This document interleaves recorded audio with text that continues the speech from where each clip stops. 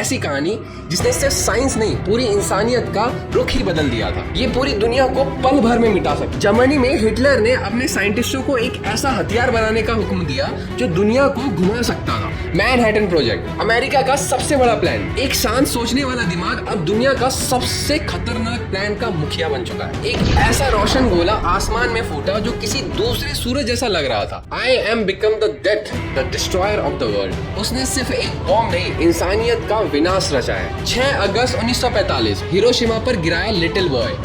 9 अगस्त Nagasaki पर fat man. 16 जुलाई 1945 वो दिन जब इंसान खुद अपने विनाश का काला चित्र बना रहा था।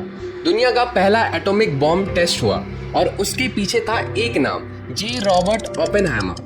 जीनियस था या महान था या एक खौफनाक विलन था? ये एक बहुत बड़ी धमाकेदार कहानी है और इसकी खोज में आज चलते हैं।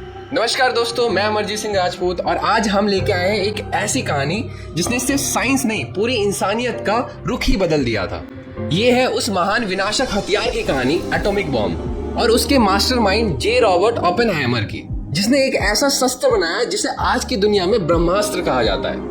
ये पूरी दुनिया को पल भर में मिटा सकता। लेकिन सवाल ये है, क्या ये एक साइंस का मिशन था या इसके पीछे छुपा था कुछ और? एक शांत और शर्मीला लेकिन ज्वाला जैसा जीनियस, ओपेनहाइमर का यू डे। 1904 न्यूयॉर्क, एक ऐसी जगह जहां भीड़ में एक अलग सी शांति पैदा हुई। नाम था जे रॉबर्ट ओपेनहाइमर, यानी ओपो, जैसे उसके दोस्तों ने प्यार से कहा। बचपन में जब बच्चे गली क्रिकेट खेलते हैं तो ओपेनहाइमर किताब में घुसा रहता था। साइंस उसका खेल था और इमेजिनेशन उसका प्लेग्राउंड। सिर्फ 18 साल की उम्र में हार्वर्ड जा पहुंचा, लेकिन किस्मत ने पहली बार पीछा पकड़ा। बीमारी के कारण 1 साल की क्लासेस मिस करनी पड़ गई। लेकिन ये लड़का रुकने वाला था नहीं। 4 साल की केमिस्ट्री का कोर्स सिर्फ 3 साल में खत्म कर दिया, और वो भी हार्वर्ड जैसे महान इंस्टीट्यूट से। हार्वर्ड के बाद उसका दिल खिंच गया फिजिक्स की तरफ। ओपी चला गया यूरोप के गॉटिंजन यूनिवर्सिटी, जहां थ्योरेटिकल फिजिक्स का डंका बजता था। सिर्फ 22 साल की उम्र में पीएचडी कर ली। प्रोफेसर उसके दिमाग से हैरान थे, पर एक बात सबके जहन में चुभती थी, ये लड़का दूसरों से अलग था। ना सोशल था ना फ्लैशी, बस एक दुनिया में जीता था, एटम्स, इक्वेशन और थ्योरीज की दुनिया में। फिर 1929 आया, ओपेनहाइमर वापस अमेरिका लौट आया और फिर वहां कुछ इंस्टीट्यूट में पढ़ना शुरू किया। उसके लेक्चर्स बोरिंग नहीं, एक थ्रिलर जैसे लगते थे। स्टूडेंट्स उसके दीवाने हो गए थे। लेकिन अब तक एटॉमिक बॉम्ब की कहानी से कोई नाता नहीं था। ओपी बस एक साइंटिस्ट था जो यूनिवर्स का राज समझने निकला था अभी तक। 1930 के हिटलर के दौर में यूरोप में एक अंधेरा छाने लगा था। इसका पूरा नाम था एडोल्फ हिटलर। जर्मनी में हिटलर ने अपने साइंटिस्टों को एक ऐसा हथियार बनाने का हुक्म दिया जो दुनिया को घुमा सकता था और घुटने टेकने के लिए मजबूर कर सकता था। ये बात जब एल्बर्ट आइंस्टाइन तक पहुंची तो वो खुद जर्मन से बच के अमेरिका आ गए और उनका दिल कांप गया था। आइंस्टाइन, जिनको दुनिया उनकी थ्योरी ऑफ रिलेटिविटी के लिए जानती है, उन्होंने 1939 में सीधा अमेरिकन प्रेसिडेंट को एक खत लिखा। उस खत में आइंस्टाइन ने लिखा, मिस्टर प्रेसिडेंट, अगर हिटलर ने पहला एटॉमिक बम बना लिया तो पूरी दुनिया बर्बाद हो सकती है। हमें भी तुरंत एक्शन लेना होगा वरना देर हो जाएगी। प्रेसिडेंट ने वो खत पढ़ा और बस उसी वक्त डिसीजन ले लिया। शुरू हुआ एक top secret mission, Manhattan project, America का सबसे बड़ा प्लान, दुनिया का सबसे खतरनाक हथियार बनाने का प्लान। लेकिन यहाँ ट्विस्ट था, आइंस्टाइन जिन्होंने वार्निंग दी थी उन्हें इस प्रोजेक्ट में शामिल ही नहीं किया गया। क्यों? क्योंकि उनका बैकग्राउंड जर्मन था। मिलिट्री को डर था कहीं वो डबल गेम ना खेल जाए। तो फिर जिम्मेदारी किसने उठाई?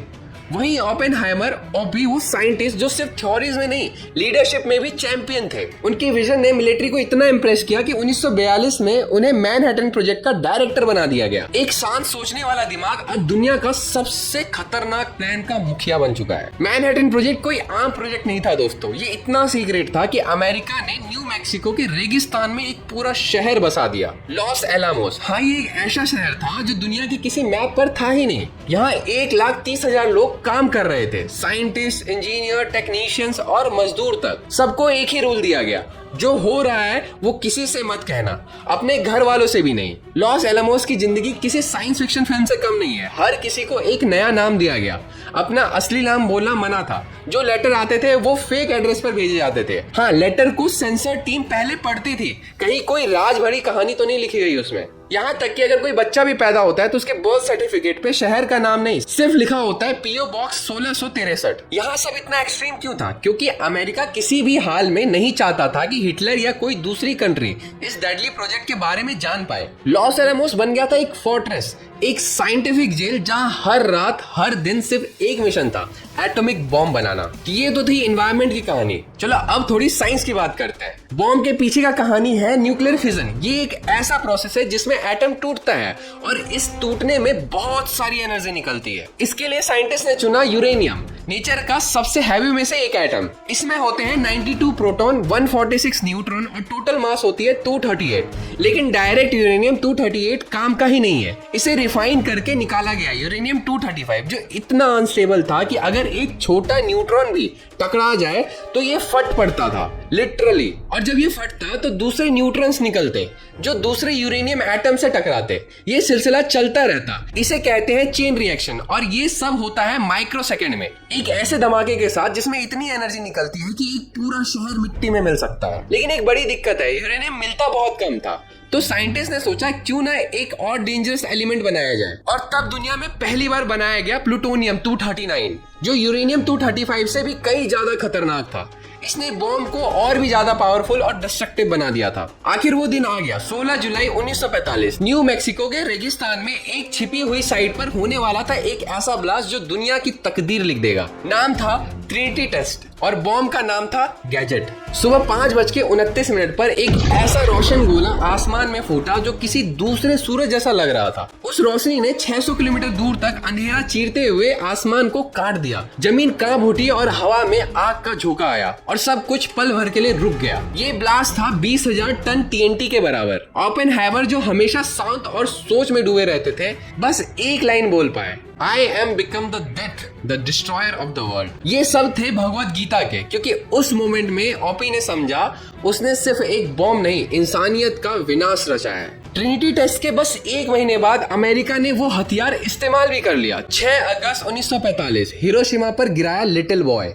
9 अगस्त नागासाकी पर फैट मैन। 2 पल में सब कुछ खत्म। लगभग 2 लाख लोग तुरंत मारे गए, लाखों जख्मी हुए, घर, स्कूल, हॉस्पिटल सब मिट्टी हो गया और रेडिएशन ने अगले कई सालों तक लोगों के जिस्म और जिंदगी दोनों को तबाह कर दिए। जापान ने यहाँ हार मान ली, वर्ल्ड वॉर 2 खत्म हो गया। अमेरिका सुपर पावर बन गया, लेकिन ओपेनहाइमर के लिए ये जीत एक जहर थी। उसने अपने बनाए हुए हथियार से मरने वाली हर सांस का दर्द महसूस किया।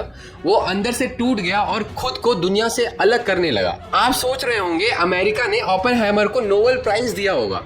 नहीं दोस्तों, उसके साथ हुआ दुनिया का सबसे बड़ा धोखा। 1949 में जब सोवियत यूनियन ने भी अपना एटॉमिक बम टेस्ट किया, अमेरिका शॉक में आ गया। उसको लगा किसी ने राज लीक कर दिया और शक गया सीधा ओपेनहाइमर पर। क्यों? क्योंकि उसकी बीवी और गर्लफ्रेंड का पुराना कम्युनिस्ट पार्टी से रिश्ता था और उस वक्त अमेरिका में कम्युनिज्म का भूत छाया हुआ था। 1954 में ओपी के खिलाफ इंक्वायरी चली। इल्जाम लगा सोवियत एजेंट होने का। उसने कहा मैं सिर्फ एक साइंटिस्ट हूँ, कोई प्रूफ नहीं था। फिर भी उसकी सिक्योरिटी क्लियरेंस छीन ली गई। जो इंसान अमेरिका को जीत दिलवा चुका था उसे एक पल में गद्दार कह दिया गया। आइंस्टीन और कई सारे साइंटिस्ट ने आवाज उठाई, लेकिन कुछ नहीं बदला। ओपेनहाइमर ने चुप रहना चुना और साइंस से अलग हो गया। 1961 में प्रेसिडेंट जॉन कैनेडी ने ओपेनहाइमर को फिर से सम्मान देने की सोची। 1963 में उसे मिला एनरिको फर्मी अवार्ड, अमेरिका का प्रेस्टीजियस अवार्ड। लेकिन तब तक ओपी अंदर से खाली हो चुका था। 1966 में कैंसर ने उसे छीन लिया और उसकी आखिरी इच्छा के मुताबिक उसकी राख वर्जिन आइलैंड के एक समुद्र के किनारे उड़ा दिया गया, जिसे आज हम ओपेनहाइमर बीच भी कहते हैं। मोरल ऑफ द स्टोरी ये है कि ओपेनहाइमर की कहानी एक वार्निंग है। ये सिर्फ एक जीनियस का सफर नहीं है, ये एक इंसान की गिल्ट भरी कहानी थी जिसने दुनिया को जीतने वाला हथियार तो दिया, पर किस कीमत पर। साइंस से हम रॉकेट, AI, बायोटेक बना सकते, लेकिन अगर एथिक्स नहीं है तो वही टेक्नोलॉजी हमें बर्बाद कर देगी। आज जब हम नए नए इनोवेशन कर रहे हैं, एक चीज याद रखना, ताकत का असली मतलब ये नहीं कि हम क्या कर सकते हैं, बल्कि ये है कि हम क्या करना चाहते हैं, और वही हमारे फ्यूचर का फैसला भी करेगा। तो ये थी आज की कहानी। अगर आपको ये वीडियो अच्छी लगी और फ्यूचर में भी आप चाहते हो कि ऐसी वीडियो आए तो प्लीज सब्सक्राइब करो और शेयर करो।